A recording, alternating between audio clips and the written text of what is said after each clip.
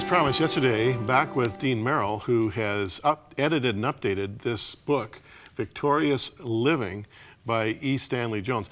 E stood for Eli, I understand. Yes. Eli. People called him Stanley. Yeah, but they call him Stanley. And some used to call him Pastor Stanley, Brother Stanley. I mean, Brother Stanley. But yeah. his last name, of course, was Jones.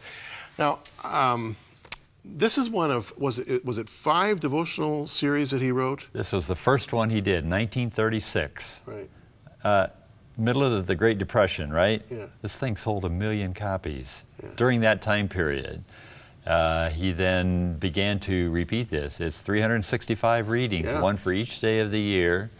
And he ended up doing 10 of these during his life. Wow. Incredible output. 10 365 Yes. day series. Plus other books. Plus other books. Now, I have highlighted various little sound bites, if you will, throughout the course of this devotional.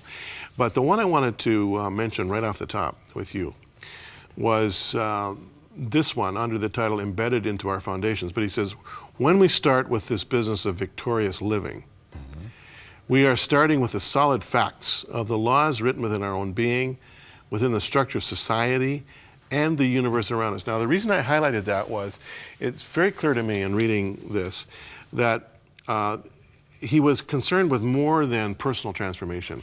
Yes. He was concerned with the transformation of society and also the transformation of the world.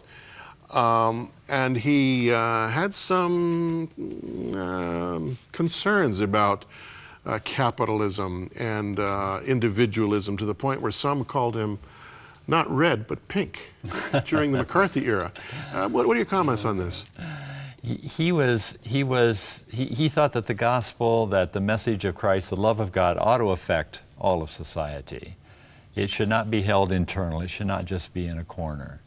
And he really wanted to see change. He wanted to see God's impact hit all over the place. He got very involved in trying to prevent, he came that close to preventing World War II in the Pacific. How did he do that? That's amazing. He was in touch, by then he'd lived in Asia a long time. He kept saying to the State Department, to the United States, to the Allies, you've got to listen. The Japanese feel disrespected. They feel like you're not paying attention to them. And I've lived in Asia a long time. Now, you pay attention to this.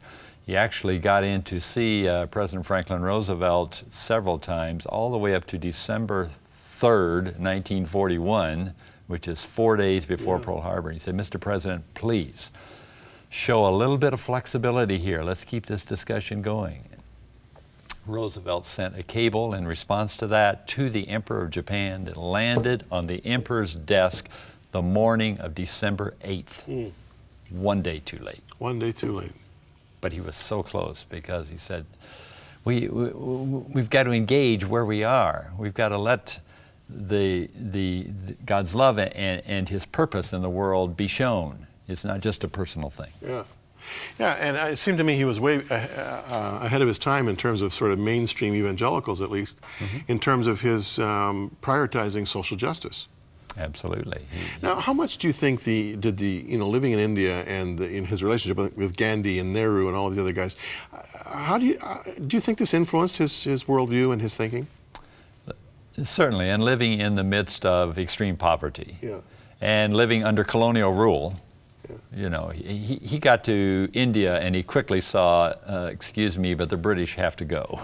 Now, I can't say so boldly without getting thrown out of the country. In fact, at one point, the British pulled his visa for 6 years and wouldn't let him back in. But he said, change has got to happen here. This nation has to be allowed to rise.